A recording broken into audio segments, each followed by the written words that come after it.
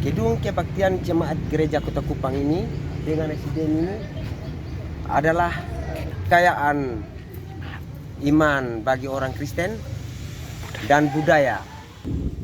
Halo kakak dan adik, bercerita tentang satu jemaat Kemit, yaitu Jemaat Kemit Kota Kupang.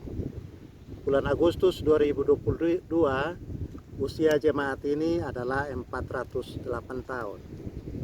Majelis Jemaat Kota Kupang bersepakat menjadikan 13 Agustus 1614 sebagai hari terbentuknya jemaat itu. Penetapan ini menjadi magnet yang mengundang diskusi banyak orang. Ada yang mendukung 13 Agustus 1614, tapi ada juga yang mempersoalkan tanggal itu. Tetapi Bapak tidak akan masuk dalam diskusi itu, karena di YouTube kedua hal itu sudah Bapak bahas. Sekarang Bapak mau cerita tentang sejarah Gedung Kebaktian Jemaat Kota Kupang. Menurut prasasti, di tembok depan gedung itu dibangun tahun 1887 oleh C.H. Siso. Dia bertindak sebagai arsitekturnya. Dan gedung itu dibangun pada masa pelayanan pendeta D.S. J.F. Nix. Nah, kalau didirikan tahun 1887, maka saat ini usia gedung itu adalah 135 tahun. Cukup tua ya. Inilah gedung yang paling tua yang ada di Pulau Timor, gedung gereja maksudnya. Ya, di samping gedung berusia 135 tahun itu, ada juga sebuah gedung lain yang disebut-sebut sebagai rumah tinggal residen Timor. Bapak belum tahu pasti tahun keberadaan rumah residen itu. Tetapi kalau dilihat dari arsitektur bangunannya, gedung itu juga cukup tua. Selain dua rumah tua itu, ada lagi beberapa bangunan di sekitar Gedung Kebaktian Jemaat Kota Kupang yang juga tergolong tua dan telah mencapai usia yang lebih dari 100 tahun. Bapak gagal fokus ya. Niat Bapak sebenarnya bukan cerita tentang gedung-gedung tua di Kota Kupang, tetapi tentang gedung tertua, yaitu Gedung Kebaktian Jemaat Kemit Kota Kupang. Jadi kembali ke laptop saja. Gedung kebaktian yang berusia 135 tahun itu sebenarnya merupakan gedung kebaktian ke-6 bagi jemaat Protestan Kota Kupang. Gedung pertama tentu saja ada di lingkungan Yonif 743 yang dulunya adalah benteng Portugis, kemudian diambil alih oleh Belanda dan disebut Benteng Concordia. Tidak jelas apakah di tahun 1614 penghuni benteng bersekutu di sebuah gedung tersendiri. Tetapi kita asumsikan saja tempat bersekutu itu adalah sebuah gedung kebaktian. Dan itulah gedung kebaktian pertama.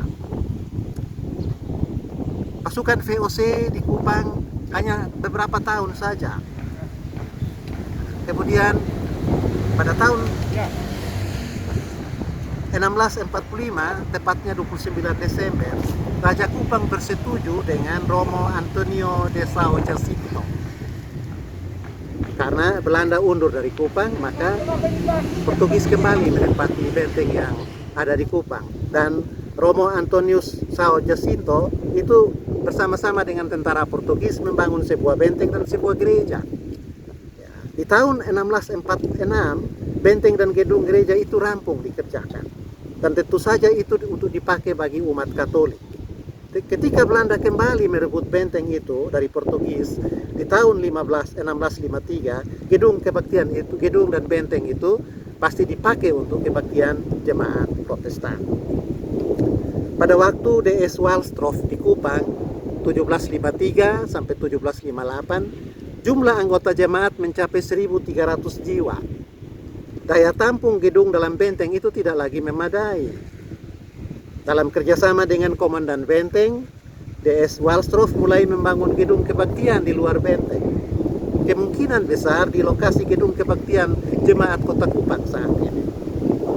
Alasan lain membangun gedung di luar benteng adalah upaya untuk menjaga rahasia kekuatan militer. Tentang gedung kebaktian di luar benteng, D.S. Breyer memberi cerita berikut. Komandan benteng pada waktu itu, Oberhof Albert van Pluskov, mengaku akan menanggung seluruh biaya. Jemaat tidak perlu minta bantuan dari pihak luar. Sayangnya gedung itu tidak pernah rampung. Juga pada waktu kematian D.S. Walsroof 1758. Albert van Plusco juga tidak berhasil menyelesaikan pembangunan gedung itu karena dia dibunuh tahun 1761 saat berada di Livao atau di Dili. Di tahun 1762,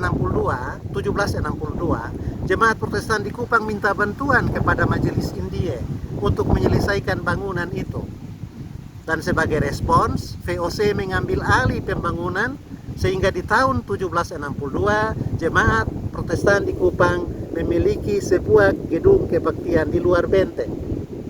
Gedung inilah bangunan ketiga tempat jemaat Protestan bersekutu dan beribadah. Tetapi itu juga adalah gedung pertama milik jemaat Protestan di Kupang yang berada di luar kompleks Benteng Concordia. Gedung kebaktian di luar benteng itu memikat hati penduduk lokal yang masih bertahan dalam agama alam. Jumlah kehadiran dalam ibadah-ibadah minggu bertambah. Ibadah-ibadah juga tidak hanya berlangsung di gedung kebaktian. Dalam hari-hari selama seminggu juga diadakan kumpulan kampung, di mana Alkitab dibacakan dan dijelaskan kepada orang-orang yang berkumpul. Usia gedung kebaktian yang berada di luar benteng itu, gedung ketiga, itu hanya 33 tahun. Karena di tahun 1795 terjadi sebuah gempa bumi yang hebat di Kupang. Dan itu merusak hampir semua fasilitas umum, termasuk di dalamnya gedung kebaktian tadi. Ibadah kembali berlangsung dalam kompleks benteng. Tetapi ada juga banyak anggota jemaat yang memilih beribadah secara berkelompok di rumah warga yang ada di sekitar kota Kupang. Dan hanya ketika pelayanan sakramenlah, maka perayaan dipusatkan di gedung di dalam benteng. Ini menjadi titik awal munculnya beberapa jemaat baru di sekitar Kupang. Kita bisa sebut misalnya jemaat Namosain. Di tahun 1819, D.S. Lebrain menjadi pendeta di Kupang. Lebrain dibantu oleh residen Kupang saat itu, Hazard, membangun kembali gedung kebaktian di luar benteng, yakni di lokasi puing-puing yang diakibatkan oleh gempa bumi. Dan pembangunan dimulai tahun 1821 dan selesai tahun 1826. Dan ini merupakan gedung kebaktian keempat yang dimiliki oleh jemaat Kota Kupang. Nah, adik dan kakak perlu tahu, yaitu gedung buah tangan dari D.S. Lebrain dan Residen Hazard itu hanya bertahan 61 tahun. Di tahun 1887, jemaat Kota Kupang mendapat gedung kebaktian baru, bangunan kelima, yang sekarang ini masih berdiri dengan megah di tengah-tengah Kota Kupang dan berfungsi sebagai tempat peribadatan jemaat. Kita tidak tahu mengapa gedung yang dibangun Lebrain itu diganti. Barangkali karena usia atau barangkali juga karena arsitekturnya yang perlu diganti. Tanggal 20 Februari 1942, ketika Jepang menduduki Kupang, gedung kebaktian itu dipakai sebagai barak tentara, gudang senjata, sekaligus kandang kuda. Dan hal ini berlangsung sampai 16 September 1945 saat sekutu tiba di Kupang dan menaklukkan tentara Jepang. Tetapi tidak serta-merta gedung kebaktian jemaat Masehi di Kupang bisa digunakan kembali. Butuh perbaikan yang besar. Dari tahun 1945 sampai 1953, ketika proses renovasi gedung itu, kebaktian jemaat Kota Kupang dialihkan ke Bonipoi. Di sana dibangun sebuah gedung kebaktian darurat di dalam kompleks SD Kristen Bonipoi. Gedung di Bonipoi itu merupakan gedung ke-6, tetapi gedung itu hanya gedung darurat. Aslinya gedung kebaktian ke-5 yang sekarang ada itu tanpa menara.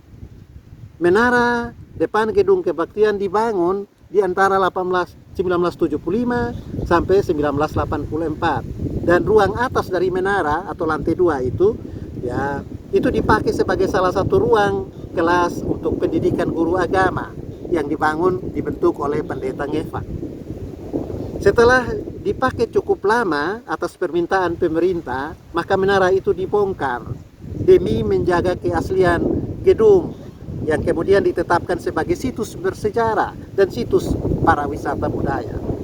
Jadi pada tahun 1987 di masa pelayanan Pendeta J.D. Ale, bangunan menara dibongkar sehingga bentuk gedung kebaktian kembali seperti asli.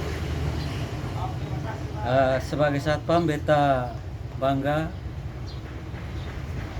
memiliki gedung gereja ini dan berusia 135 tahun. Dan beta sebagai satpam juga, beta akan berjanji merawat, menjaga, dan mengamankan seluruh area gedung kebaktian ini dan mengamankannya.